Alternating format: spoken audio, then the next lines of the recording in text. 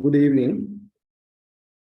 I would like to welcome all of you for today's lecture on behalf of the Library and Publication Committee of the Institution of Engineers, Sri Lanka. Today our topic is Engineer DJ Wimalasurendra.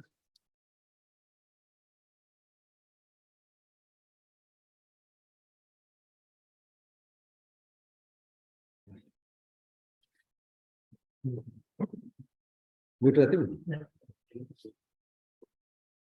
DJ Wimalasurendra is considered as the father of hydropower generation in Sri Lanka. And in appreciation of his contribution to the engineering fraternity and the country, the Institution of Engineers, our institution, has dedicated memorial oration on every 17th of September, the day on which he born. Though we recognize him as a hero in the engineering fraternity, the speaker questioned whether, as a country, whether we have recognized him as a leader who made a tremendous contribution to the country as an engineer and a senator. To elaborate more on this topic, I would like to invite Dr. Dilipa Vitarna. And before that, I will introduce formally. Dr. Vitarna is a senior lecturer of the Department of Mathematics and Philosophy of the Engineering of the Open University of Sri Lanka. He obtained his first degree from the University of Moratuwa, specializing in electrical engineering, and earned his PhD in History of Technology from the Leiden University, Netherlands. His research interest includes politics of urban development, engineering and nationalism, history of technical education, energy and environment policy, and multilateral and bilateral trade agreements. His latest publication is the book titled Negotiating Power and Constructing the Nation, Engineering in Sri Lanka. Dr. Vitarna, it's over to you.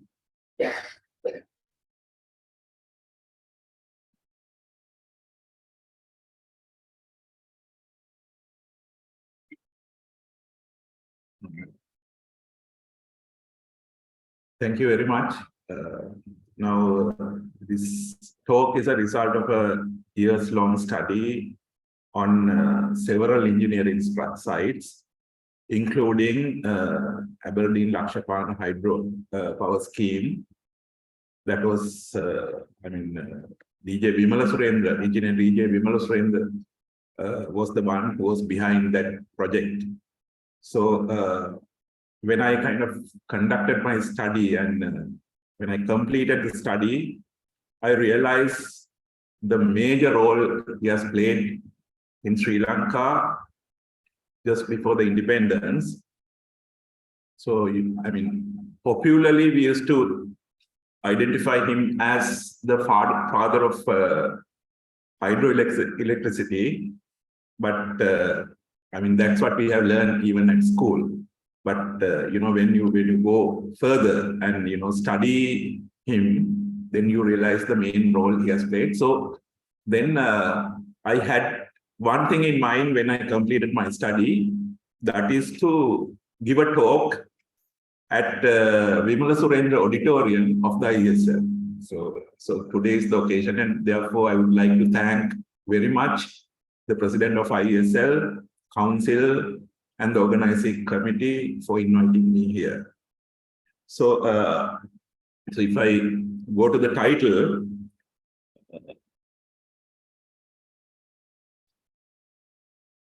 Wimalasurendra, Sri Lankan Nehru, Silencers within the history of Sri Lanka.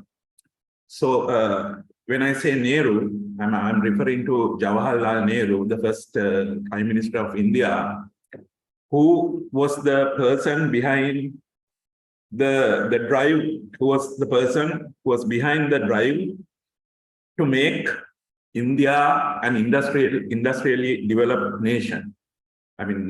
So So he took India after independence. He took India in the direction of technological advancement, and so when I was studying DJ Wimalasurendra, engineer Wimalasurendra, I realized a similar role played by him in Ceylon. And so what I'm going to propose is that, he is a kind of a person who has done a major role in Sri Lanka to imagine the post-independent Sri Lankan society, right? So, so that is the introduction to the title. So what I will do is I will just briefly introduce the Aberdeen Lakshapan hydropower scheme and then proceed to what I want to say. Now, as you know, this is Aberdeen Lakshapan hydropower scheme means, there are two tributaries involved, Kehelgamoya and Muskelioya, and there are two waterfalls. When it comes to Kehelgamoya, Aberdeen Falls, and when it comes to Muskelioya, Lakshapan Falls. So they both contributed to build the Aberdeen Lakshapan hydroelectric scheme. So it comes from Kalani River, right? So how can we remove this top thing?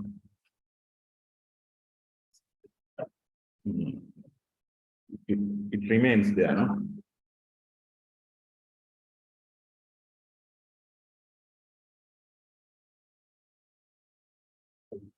Huh?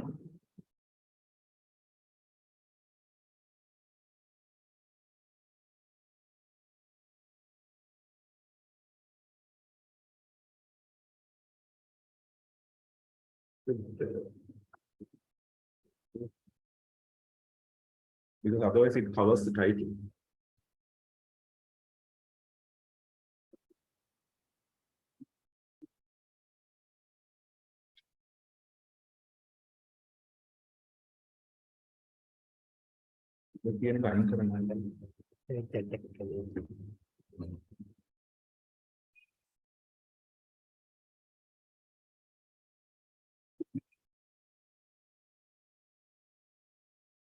So,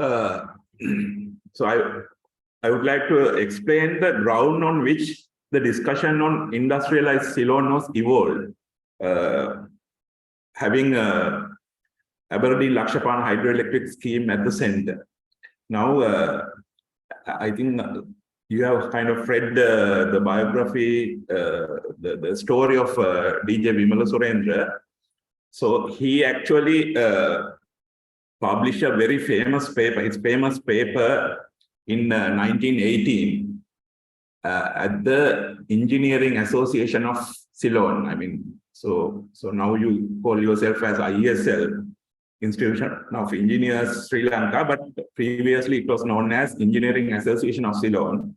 So Wimalasurendra published his famous paper in 1918, and there in that paper he kind of presented the hydroelectric potential of the Aberdeen Lakshapan hydroelectric scheme. Aberdeen Lakshapan Falls. He kind of estimated the potential, and then he also calculated and estimated the hydroelectric potential of Mahavali River.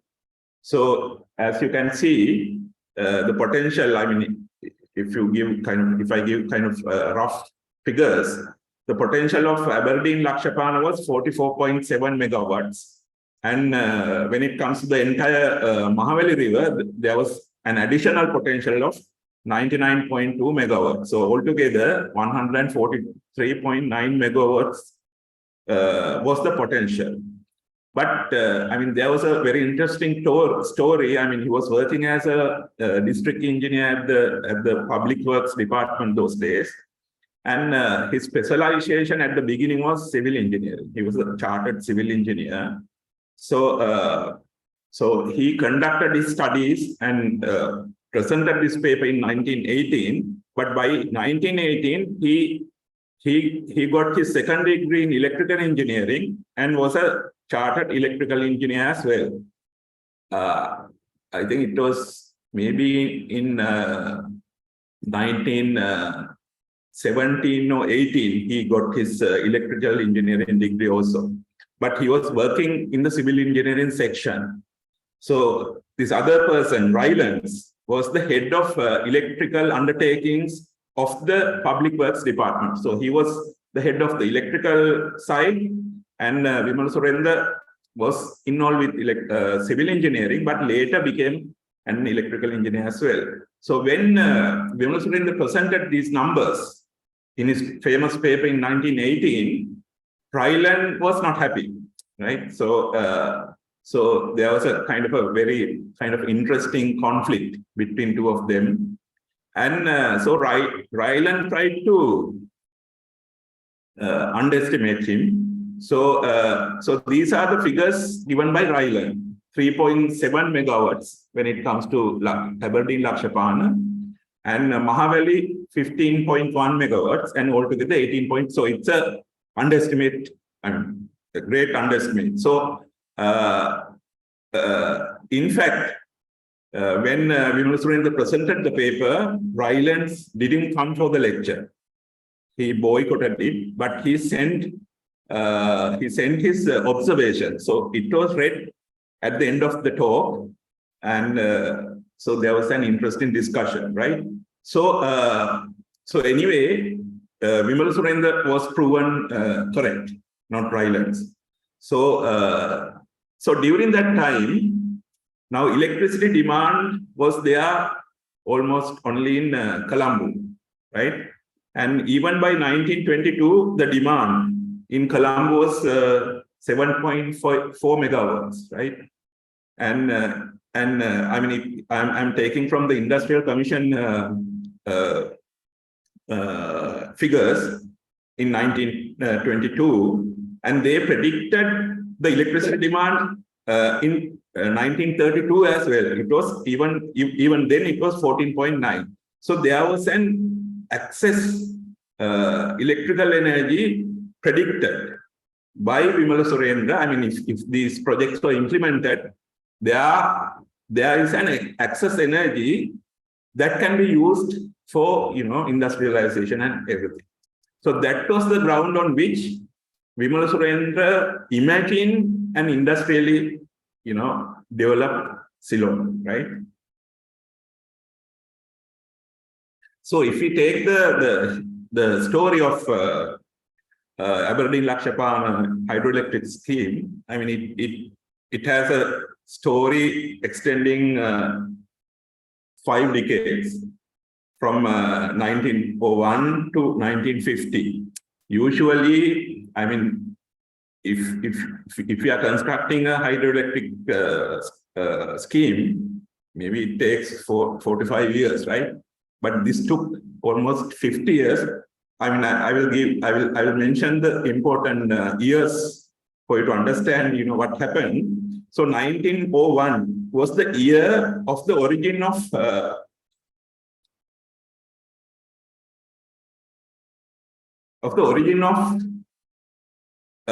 inspiration to tap potential of Lakshapana Falls. I mean, that is the year Wimalasurendra thought that this energy can be tapped, because in 1901, as a member of Public Works Department, he was given the assignment of looking for minerals in the island in Ceylon, minerals and gold. So he was kind of traveling all over the island, and then when he saw the fall, he realized that there is potential. So there is also an interesting story. Now, previously, Lakshapana Falls was known as Hirimannelia Falls. So Wimalasurendra himself renamed this as Lakshapana, and as we can understand, it means 100,000, right, bulbs, let's say bulbs, right? And Thiru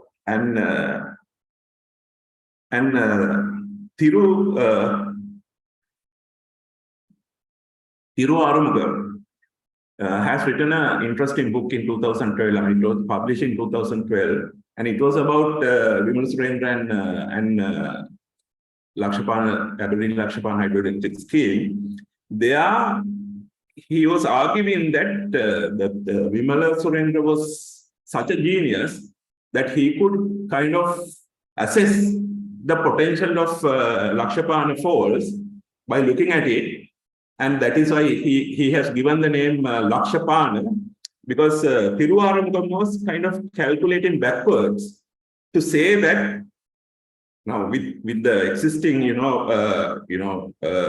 calculations, we can say that the Lakshapana falls could illuminate 116,000 100-watt bulbs, right? So if Pahana is a 100-watt bulb, so Laksha, this is 116,000, not 100,000, 116,000. So that our argument kind of did the recalculation and calculated backwards and said that. So that is 1901. Then in the year 1918, this famous paper was presented, right? I have mentioned about it by Wimalasurendra.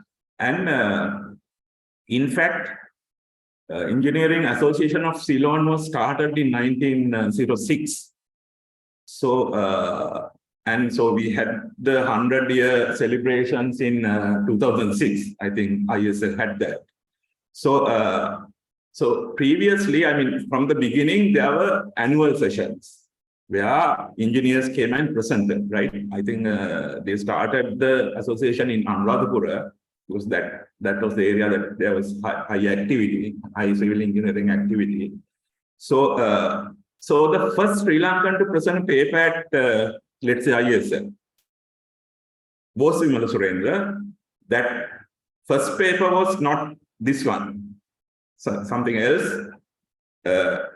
He presented that paper in 1914, I guess, and it was about gold waterworks. That was his first paper, and the first paper by a Sri Lankan at ISL.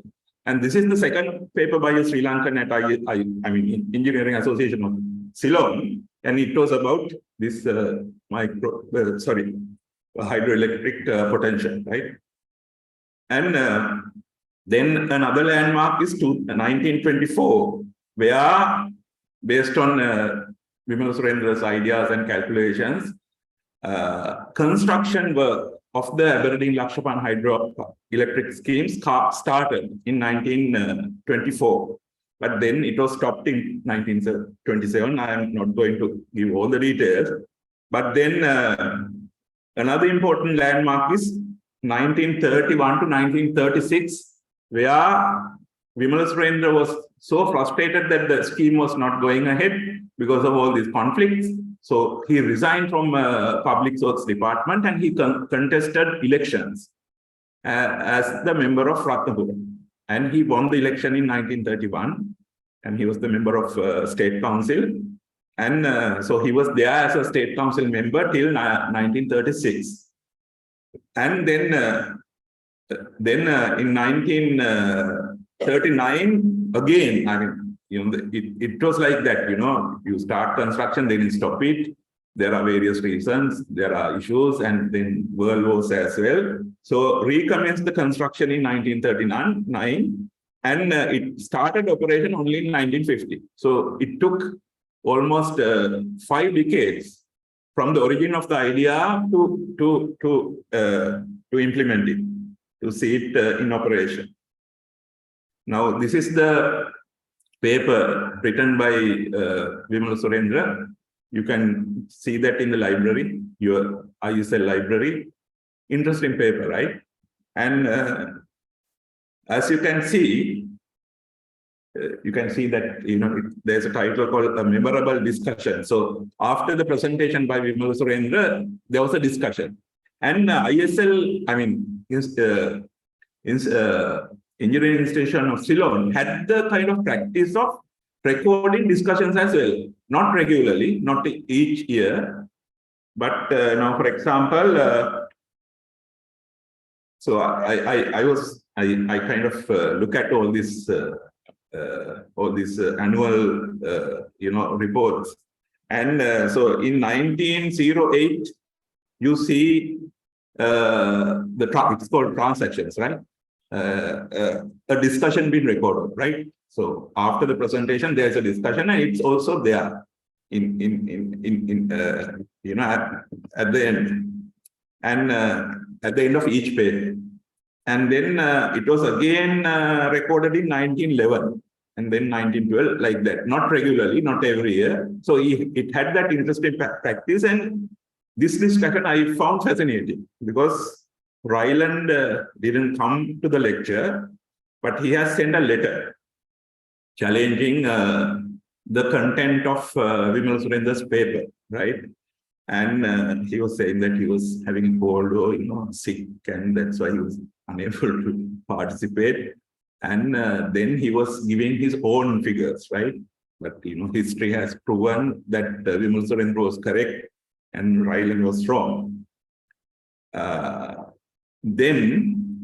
So what I'm trying to say here is that, okay, we have this timeline from 1901 to 1950, and now there was a serious delay in implementing this scheme, but that was a positive thing as well when it comes to our discussion on the kind of this entire discourse on developmental nationalism, industrialization, because thanks to this delay of, let's say, 18 years, I mean, you can, I thought we can say that it's 18 years of delay, because in 1918 he presented the paper, and the work start recommencing, let's say, by 1936, right? So during that 18-year period, there was a big discussion in the island, right, regarding hydroelectricity and its benefits to the country. So it was the time during which this discourse evolved, emerged and spread. So surprisingly, discourse on industrial development designed in detail and canvas tirelessly by Wimalasurendra and was so widespread in the country in the early 20th century is not recorded in the narrative of Sri Lankan history. So that is the other interesting thing I am going to tell. Even though this was a major thing, it's not recorded in Sri Lankan history, right? Now, if I take this famous history book by K.M.D. Silva, I mean, it's called a History of Sri Lanka, right? I mean, it's a popular reference for historical details when it comes to students of history. And it makes no reference to Aberdeen Lakshapana hydroelectric scheme, no reference to Wimalasurendra, and no reference to this discourse on industrial renaissance that was there in 1930s, 20s, 30s, 40s, right? So, it is because, I mean, I'm taking just one example, but if you go through the other text, there was no reference. That is why I'm quoting again from Professor Jonathan Spencer, who is familiar with the historical studies in the country for a long time, and he went on and said that Sri Lanka never developed a mass anti-colonial nationalist movement out of which Nehruvian development nationalism emerged. That means, if you just go through the history text, you will not see that there was a big discussion, widespread discussion on industrialization of Ceylon after independence. That was not there, right? So the narrative of Sri Lankan history records only the incidences related to the formation of Sinhala ethno-nationalist nation that has failed to integrate all ethnicities to build a Sri Lankan identity as it was done in India by Nehru. So that is my point. Now, since the narrative of Sri Lankan history, because it doesn't refer to this forward-looking developmental Ceylonese nation, what we read in history book is the ethno-nationalist version, where we were looking at agricultural development, right? So we were targeting the agricultural development. So I think that played a serious role in deciding even ethnic politics in Sri Lanka, right?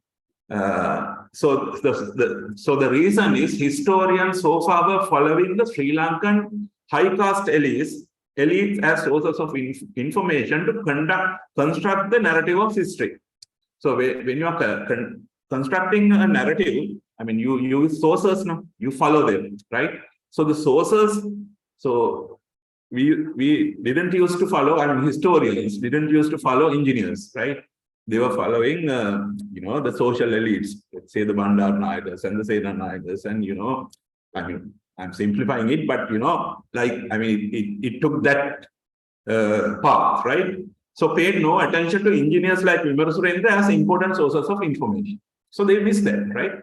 Now, when you are reading to construct, when you are doing history studies, it doesn't mean that, let's say, you go and read the entire Hansard, right, of a year. You just read what you want, what you are looking for. So if you are going after Senanayaka, you go and find Senanayaka and read that, right? So you miss it, right? So that's what happened. Maybe some people do read whole the entire books, but that is not the usual case, right? Then engineering is a use. My observation. My proposal is that engineering is a useful site that can provide important information to improve the existing narrative of Sri Lankan history, as well as socio-political inquiry in general. So that is one proposal I'm making, suggestion I'm making, that engineering provides useful sites for us to go and study and contribute to social political inquiry. So this is so what has happened as a result of this this exclusion of Aberdeen Lakshapan hydroelectric scheme and Wimalasurendra in the history text, the narrative of history, you don't find the connection. Now, for example, if you read the history text, you know that Marcus Fernando, kind of a social elite, has talked about industrialization. Some things he has talked about, right? Even Anagarika Dharmapala has references to industrialization, and Munidasa Kumaratunga also had reference to industrialization, certain aspects. But we see these contributions as isolated contributions without any connection, right? But when you find information on Aberdeen Lakshapan hydroelectric scheme and Wimalasurendra, you find that there is a connection. Now, for example, Marcus Fernand was heavily influenced by the paper presented by Wimalasurendra in 1918 in Engineering Association of Ceylon. He was heavily influenced. So his contribution was a result of Wimalasurendра's contribution, right? It is the case for Munidasa Kumaratunga as well. Now Munidasa Kumaratunga's Lakmini Pahana, famous paper, right, has had several editorials on hydroelectricity and the importance of hydroelectricity to develop Ceylon, right? So it is not that clear whether Anagarika Dharmapala was influenced by Wimalasurendra or not.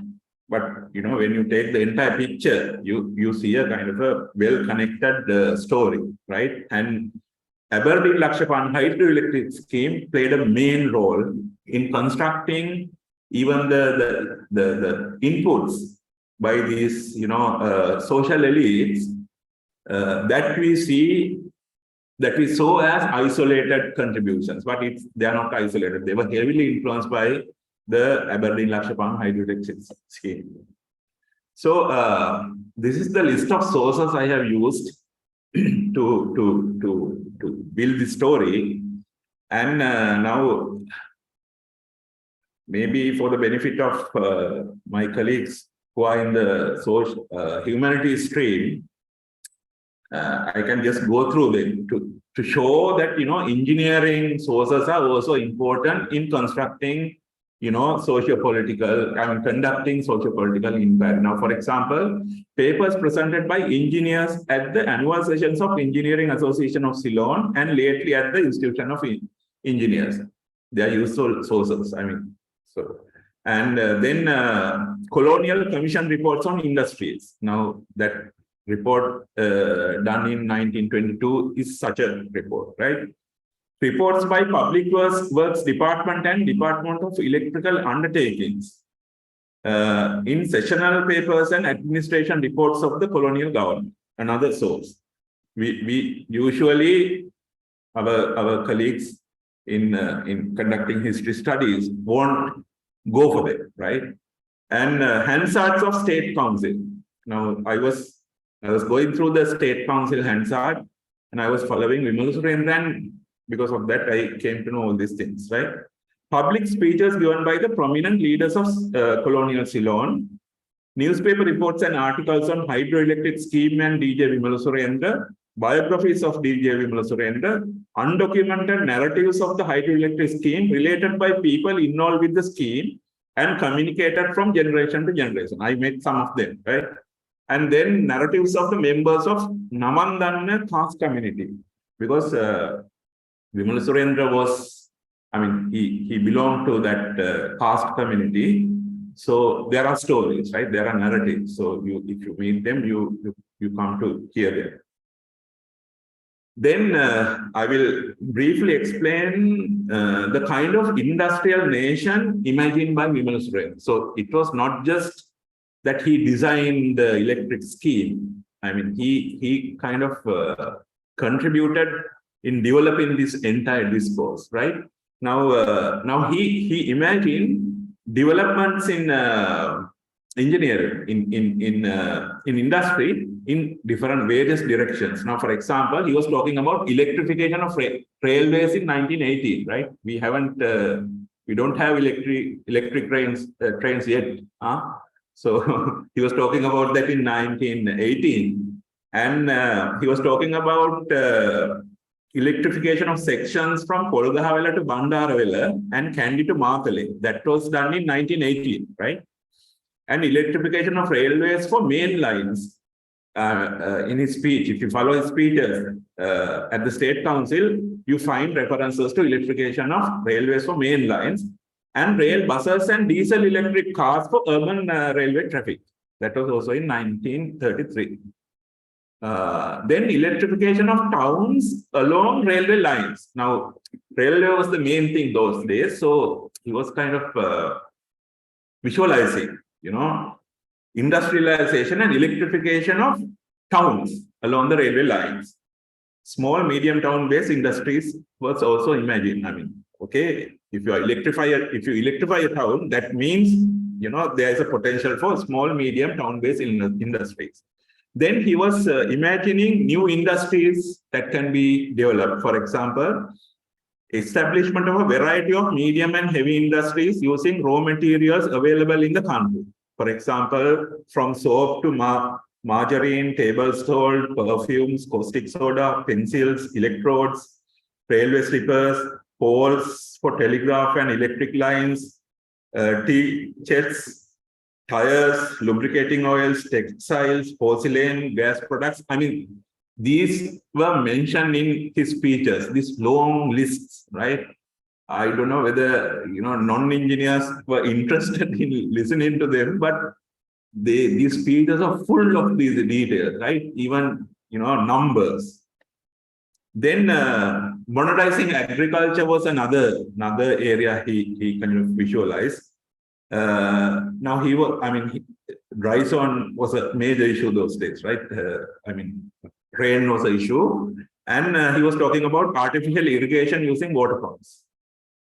And then manufacture of artificial fertilizer and agricultural machinery, mechanization of paddy industry and large-scale farming. All these areas like discussed. And then he was also thinking about how to develop industrial education. And there are all these, references in his State Council speeches about establishment of a web of technical education institutions from technical colleges to technical universities. And another interesting thing when it comes to him is that he was for application-oriented technical curriculum. Now, he was very against the theoretical engineering education. Now, I think it's even now it can be an issue. Now, Wimalasurendra is a person who favored practical, the practice, application-oriented technical education, right? And on-the-job industrial training. So he was a huge campaigner for these things. And then he was also talking about infrastructure for industrial development, national policies from industry. Now I think he presented several bills at the State Council proposing, policies for industrial development. And he was suggesting mechanisms to coordinate state initiatives for industrial development. So those are also there. And he even went to mention that it was possible to sell electricity to India, right? I think that discussion was there when they started the Mahavali scheme, and there was this talk of selling electricity to India. But now Wimalasurendra, talked about that in the early 20th century. All because of the excess energy that could be produced by the Aberdeen Lakshapana hydroelectric scheme.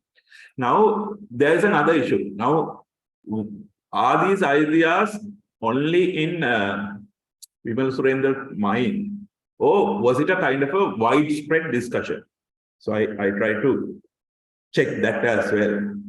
If you go through the kind of sources I have mentioned, it was a widely spread discussion among engineers, among political elites, among educated, English, Sinhala, Tamil-speaking intelligentsia, English and Sinhala-speaking public, and also general public. Now, these are the kind of sources I could use to say that, it was widespread. For example, papers and reports, Engineering Association of Ceylon, Public Works Department, Department of Electrical Undertakings, Industrial Commission. So they were kind of widely used by engineers and even political elites. Now, for example, this paper by Wimalasurendra in 1918 was it influenced a lot of politicians, especially Marcus Fernandez. Marcus Fernandez was heavily influenced by that, and he was in the Industrial Commission, and Industrial Commission recommendation included them, right? And then State Council debates, contents of debates were also reported in daily papers the following day. Now, so if we think that the State Council debates were limited to the members of the State Council, it was not the case. As it is the practice now, the newspapers publish the debates the next day, right? So, and then there were two papers that campaigned heavily for hydroelectric scheme, and they were against this non-implementation of it. And these two papers were Ceylon Daily News and Morning Lead, right? They were in favor of starting. There were long delays, and they were in favor of that. Then Lakmini Pahana, the Mundas Kumaratunga's magazine. So it was read by Sinhala-speaking public, right? And public meetings. There was this famous public meeting I came across, and that was in 1930 at the Gol Mahajana Kridangan public stadium, right? It was a big meeting, and if you read the meeting report, you find that it was attended by a lot of people in Gol, and so it was a widely spread thing, right? And so I'm quoting from C.W.W. Kannangara, who attended that meeting, the public meeting convened by the Gold Mahajana Sabha in 1930. That was the meeting I was referring. And he was saying, it was a great pleasure and a pride to see the eminent engineer, Wimalasurendra, who hailed from Galle, was trying to interest the people of his native town in an industrial renaissance. So it was told by Kannangara. I mean, he was giving the vote of thanks at the meeting, and he was referring to that. And then in the same speech, he says, Kannangara continued to thank for devoting Wimalasurendра's leisure time to interest the people on the vast industrial possibilities of the hydroelectric scheme. So he mentioned that as well. And then there is another evidence for this spread. This is by Wimalasurendra himself, where he mentioned in the debate on appropriation bill in 1933, the country now knows too much of the value of the scheme. So he says that. So that means, you know, it was a kind of a widespread topic. Now, okay, so that's the initial part. So now I am going to kind of give you the kind of a political dimension of this. Now, as I told you early, by 1920s and 30s, there were two futures ahead of us, right? One was represented by Min area irrigation scheme. And the other future was represented by the Aberdeen Lakshapan hydroelectric scheme. They were like completely kind of diametrically opposite kind of futures were suggested by these two schemes. And Min area irrigation scheme ended up kind of contributing to Sinhalese ethno-nationalism, right? Because now when it comes to Min area, future is imagined with a backward gaze. Even though Min area was about the future development of the agricultural practice, the discourse was constructed with a backward gaze, in the sense that when they were kind of popularizing this, I mean, advertising and campaigning for this, they were saying, okay, we could recreate the past glory we had, during our kings. So it had a backward gaze. So it was a project to recreate the past glory, right? And it didn't carry the possibility of constructing the Sri Lankan nation, because the past glory was about Sinhalese glory. So they were the references were to not to Sri Lankan glory, like we are all contributed, but the Sinhalese glory. So that was also a feature of that, and it was the pet project by DSL, right? So that was one future that was ahead of us. I mean, proposed to us by the Min area irrigation team, and then the other future, other possibility. That was project proposed by the Aberdeen Lakshapan hydroelectric scheme. So it was about Ceylonese developmental nation. It was not about Sinhalese developmental nation. It was about Ceylonese development nation. Future is imagined with a forward gaze. It didn't have a kind of a discourse where past is celebrated. It was a discourse to go forward. It was looking forward in the way India has done that, right? India, when after independence, when Indians were, imagining their future, they were imagining that kind of a industrially developed Indian future, something like that.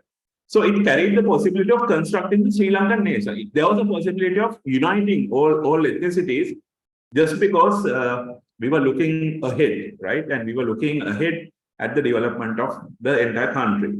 So it was the project by Wimalasurendra. So, two figures, two futures symbolized by two projects, Min area scheme and the Lakshapan scheme. And interesting things come later, right? Now this is, I'm taking a quote from Wimalasurendra. It was, he did that at the debate on industrial research and development, State Council, Hansard, 1932. Very interesting, huh? Now, this is what Wimalasurendra has told. Every distinguished British statesman, be he the Under-Secretary of State for the colonies, to a minister passing through, to remind us of the glories of our past in agriculture and irrigation. So all were like, reminding us the glories of the past, and to tap the imagination of the colony's population in the past than in the future. So what happened is that, with that, they tapped our imagination in the past, right?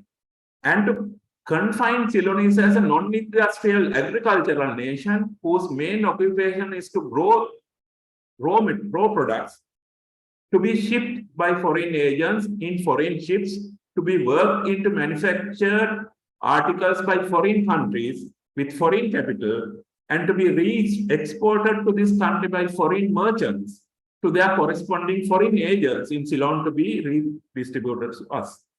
And this is the story we were also talking about, right? So, it gives a kind of a powerful representation of his thinking, right? So I think he was referring to this agricultural, projects. They were like kind of trying to do those days. Then I said no, that this developmental nationalism had a forward gaze, and it could, in fact, it had the potential of building the Sri Lankan nation. It had, right? So this is my kind of argument for that. Now, in Wimalasurendра's scheme, in his imagination, there was a significant place for Jaffna, right?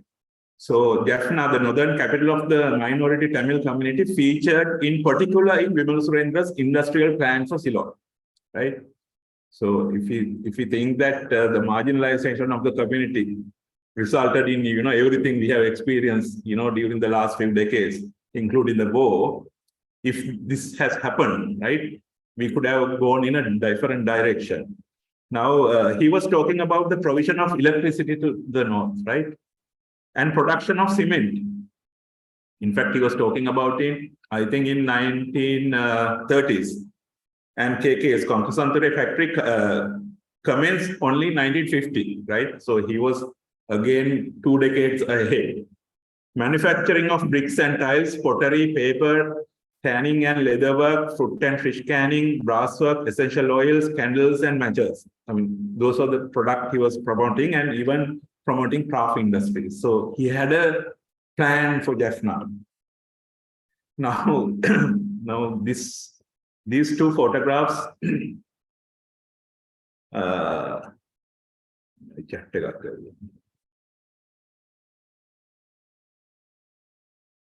these two photographs are symbolic. Now, I said no, that we had two futures. One was represented by the Miningeri scheme, and the other was by the Aberdeen Lakshapan scheme. So one was the pet project of D.S. Senanayake, and the other one was by Wimalasurendra. Now, this first statue is D.S. Senanayake statue at the Independence Square, right? At the heart of Colombo, at the center of the capital,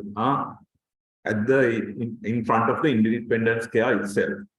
And this is the statue of Wimalasurendra, somewhere away, far away, from Ginigathena to Muskelia. You can find this small town, Norton Bridge, and by that, there in the town, you can see Wimalasurendра's statue, right?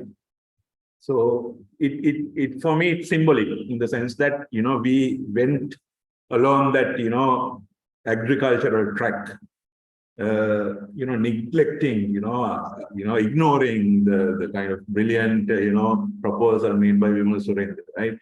So where these statues are located gives us a kind of a, story. Okay.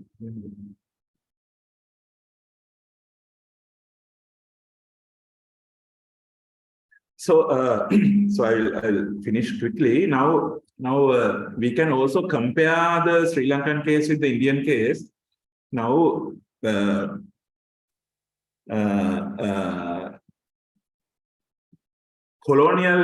British colonials, they were not very happy about us having our own industrialization plans, because we were supposed to buy, products from them, buy oil from them, buy coal from them, buy gas from them, and they were not at all happy that we were having our own plans to develop hydroelectricity, which was very, very cheap.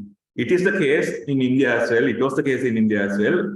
There was a proposal to produce energy using molasses, and that was also kind of prevented by the British authorities, right?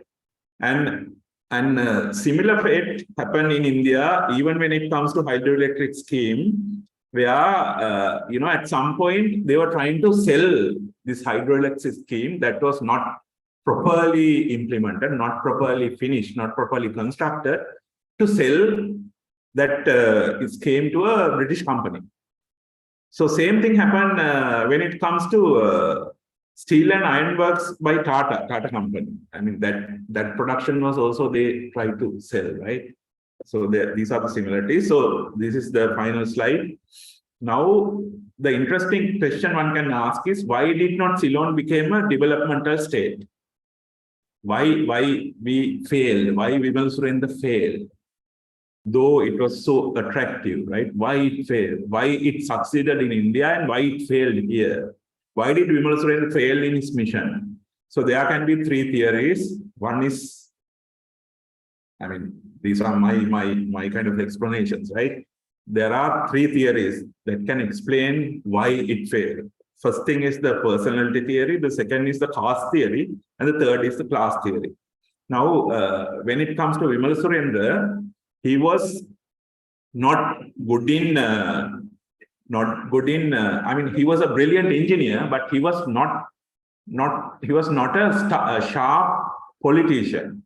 So he was unable to kind of make strategic alliances in politics. So the Ceylonese elite, who were fond of Wimalasurendra as an engineer, when he was working at the public works department, they were not so fond of Wimalasurendra when he entered the parliament. And I think I don't have time to explain that, but there are nice references where even D.S. Senanayak was angry about Wimalasurendra, because in politics, there are strategies now to make. You have to make alliances, even though you are someone else. If someone else is supporting your political plan, in politics, you support the guy in return, right? Irrespective of the merit. So Wimalasurendra was not like that.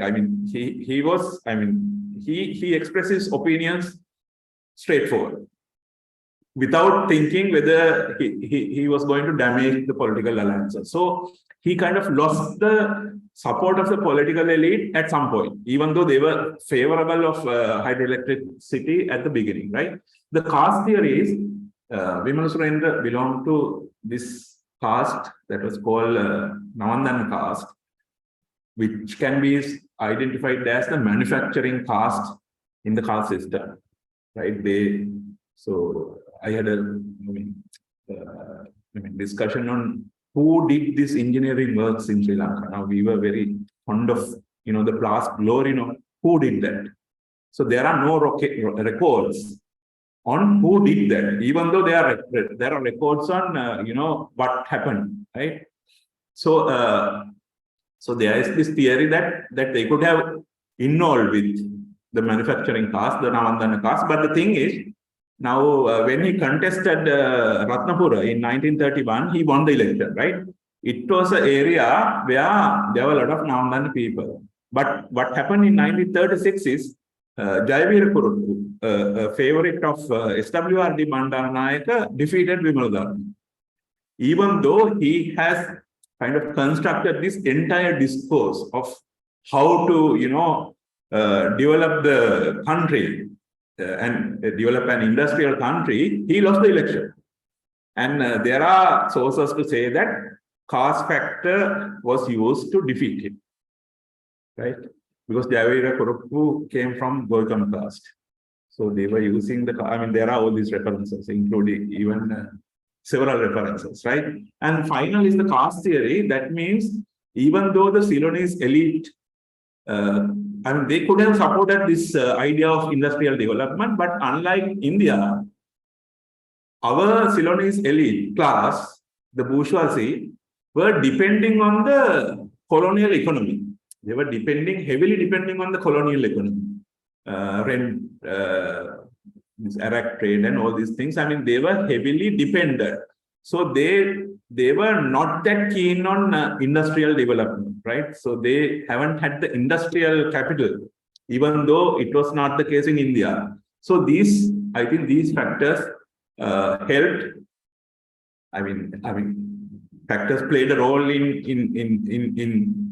we seeing Wimalasurendра's program being failed. So this is the end.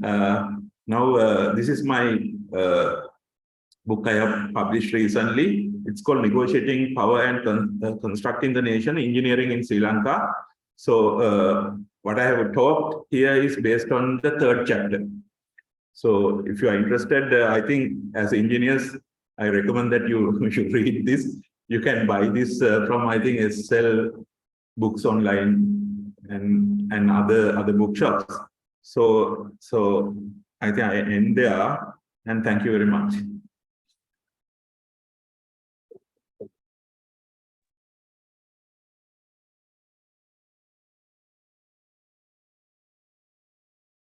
Thank you, Dr. Vitarna, for the excellent talk. So now, audience, if you have any questions, anything to clarify from Dr. Vitarna, this is the time. Those who are physically present here, as well as the online participants, you can, if you have anything to be clarified, so you can ask the questions. It's your time. So they can talk. We have enabled.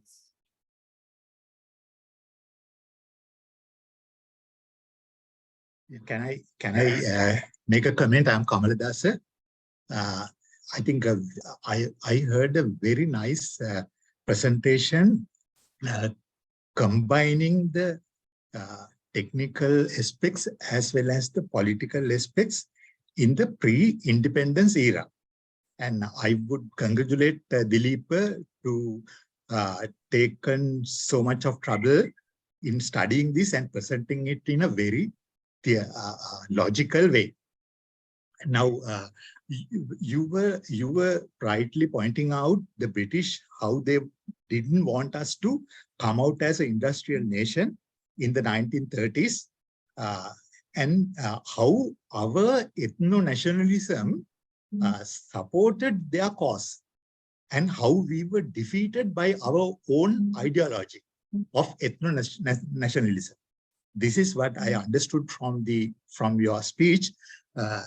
My question is now, yes, British had done it, but later in the day, British has changed their position. Now they funded the Victoria Dam construction, which was the massive dam we are having, and there had been a change. But still, the Sri Lankans are still in the ethno-nationalism framework. And therefore, we are defeating ourselves, though the constraint has been removed. We are still on the same footing. Now, what I'm trying to say is now this 117 annual celebrations of Institution of Engineers of Sri Lanka, they had an all-night Pirit ceremony. Now, Engineering Institute, commemorating its anniversary through a Pirit ceremony indicates that we are still in the ethno-nationalistic framework, though the British have changed. So what I'm trying to say is we are defeating ourselves. We had been defeating ourselves in the pre-independence era, and in this modern era, after 75 years of independence, we are still defeating ourselves.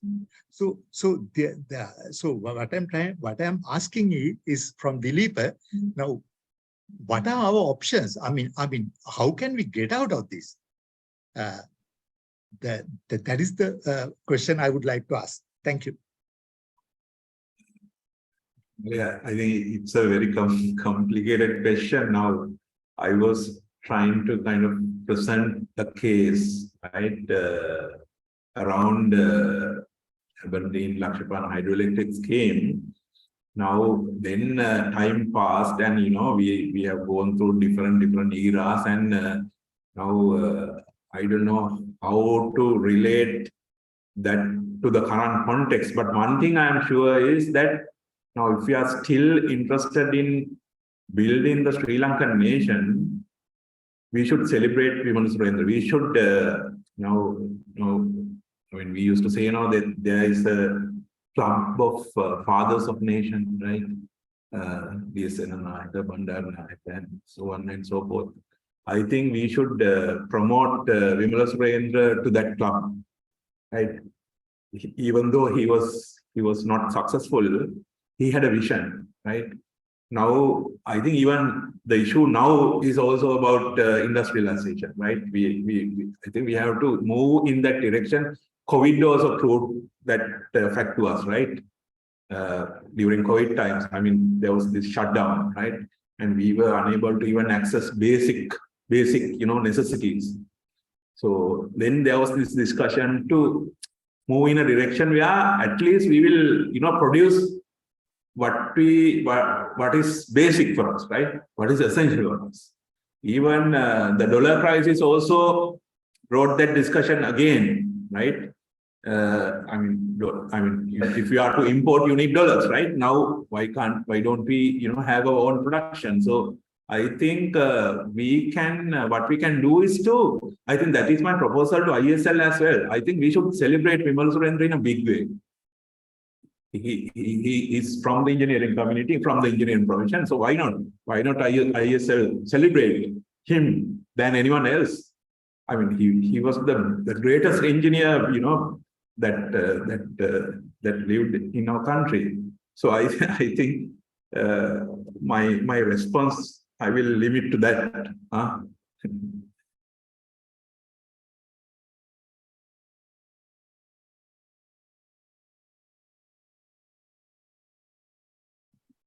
There are raised hands. Yeah. Shavindranath. Shavi. Yeah, that's right. If I have to raise a point here, you are already in DJ Wimalasurendra auditorium. If you just go outside, you see a proposal made 6 years ago, brought to fruition this year. You see the Wimalasurendra gallery, right? Which in fact I proposed 6 years ago, and I had the good opportunity and fortune to do the Wimalasurendra oration this year too. That was the second time I did the DJ Wimalasurendra oration. For your information, I'm a past president of IESL. We do celebrate DJ Wimalasurendra, but not as you say, as fittingly as possible. I have been a hydropower engineer myself, and I love hydro. I have introduced mini hydro to this country, and there are a large number of mini hydros that have been revived, which we started in 1990s. So this is a huge step forward, which and you said very rightly, coming from I think you have some kind of a postgraduate on electrical engineering, but more of a mathematician, if I read your biography correctly, right? So coming from a completely different person than an engineer is laudable, to say the least, right? It's laudable. We should join hands. I'm only making a request to you. In fact, I was thinking of the Wimalasurendra gallery turn into a kind of a mini, what do you call it? I forgot.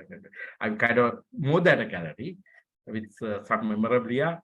I was trying to get some memorabilia from his family people, and there are supposed to be some things all over the place, and we should collect them and make it a repository just outside the gallery for posterity. We are a nation, as Nishant was saying, who will never learn from our past mistakes. Now, Wimalasurendra was a beacon, not only for hydropower, he was a beacon for industrialization. Several attempts were made by, in fairness to all the corrupt and the politicians, with all the corruption, there were attempts to industrialize based on electricity. I'll give you one example, which is not a good thing that people will not agree with me. The entire Trincomalee Bay was to be developed into an industrial zone way back on a proposal by Jayawardene in 1980s, late 1980s, with a coal power plant to be installed in Trincomalee. It was scuttled. Then all attempts to put cheap coal power plants were scuttled throughout our history. We just barely managed to bring in Norwich. But where is the industrialization taking place? Hand in hand.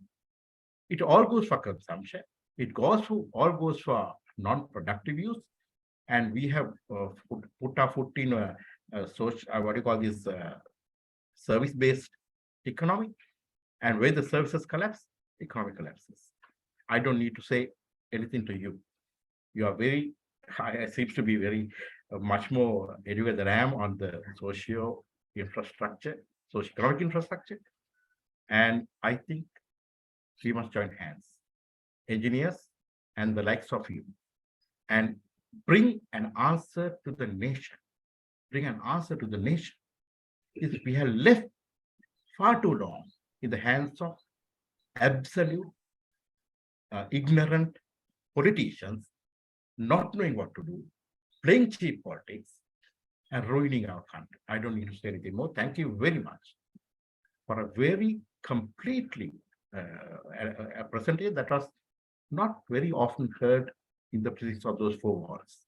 Thank you very much for that. I congratulate Kathi Kosala for bringing you here. And I would like to be in touch with you. I'll try to get in touch with you through Kosala. Thank you very much.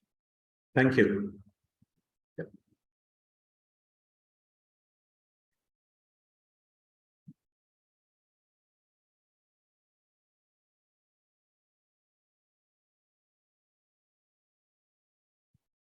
There are comments on the chat box, I think.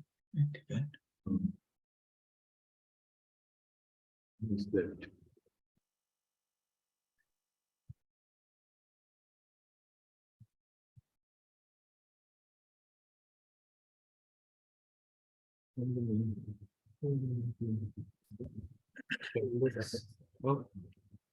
There are comments on the chat box. I probably can. Yeah.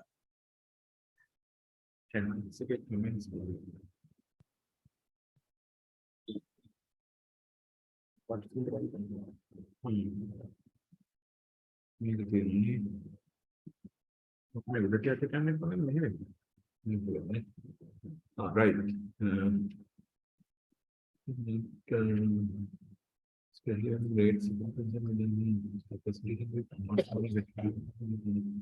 So the first two comments are not, I mean, they are just comments.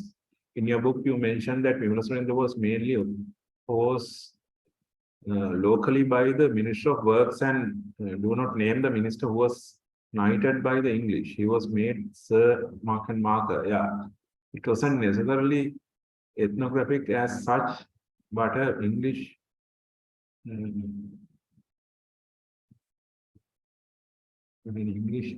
an invented class of multicultural criminals. So yeah, of course, I think I didn't mention the name of the minister, but I mean, when I was going through the Hansard, yeah, I came across that. So since I think this study should continue. It's just a chapter in my book, right? So I came across certain other very interesting avenues to move ahead. And when it comes to Wimalasurendra, I think as engineers, as the institution for engineers, that is another thing we can do. I mean, celebrate him not just as the father of hydroelectricity, so-called father of hydroelectricity, but as a member of the Fathers Club, right? I mean, who suggested the brilliant, who imagine Ceylon in a big way, right? And the other thing is, another thing we can do is to continue this study. There are a lot of interesting insights, I think. And maybe a third study we can think of is to move beyond Wimalasurendra, because while I was having a chat with Nandan one day, I heard that there was this idea of industrialization even in 1950s, 60s, right? So that was there. So I think we have to match this idea of industrialization with current realities. I mean, there are other concerns, right? Global concerns of climate change and all these things.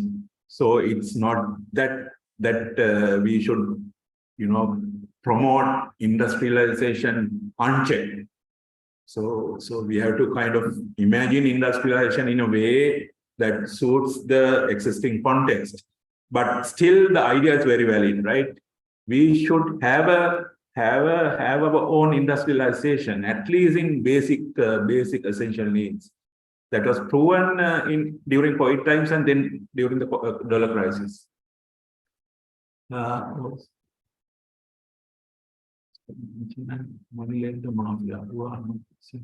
Yeah, then there is another comment by Quraish that the people who vehemently oppose industrialization are the import-export merchant and money lender mafia, who are not single as such. Yeah, anyway, I don't know, I am not going to recognize name ethnicities here, but so industrialization to match the existing reality is something I propose, right?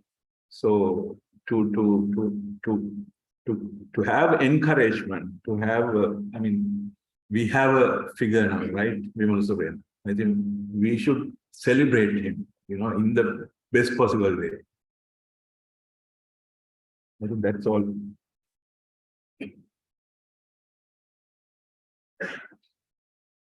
If you do not have any more questions, so we can go to the next step. Okay, thank you, Dilip, and also the members who asked questions. We will note all the suggestions and we'll take it to the council for implementation, whatever possible. We have come to the end of the session. Thank you, Dr. Vitarna. As an appreciation of your effort, actually, as a memento, I would like to invite Engineer Kamala Gunawardana, who is here, a council member, to give that memento to Engineer Dr. Dilip Vitarna.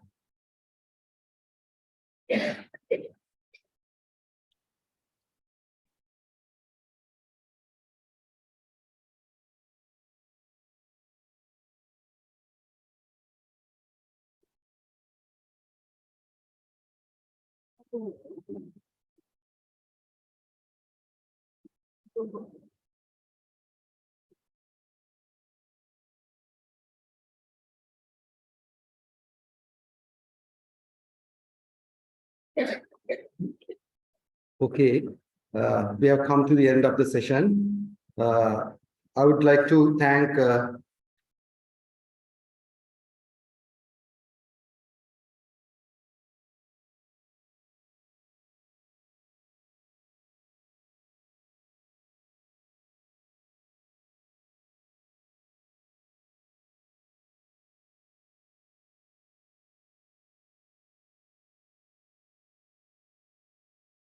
the depth to which you have researched about him, and more importantly, thank you very much for your effort to raise Engineer Wimalasurendra as a national hero, national leader.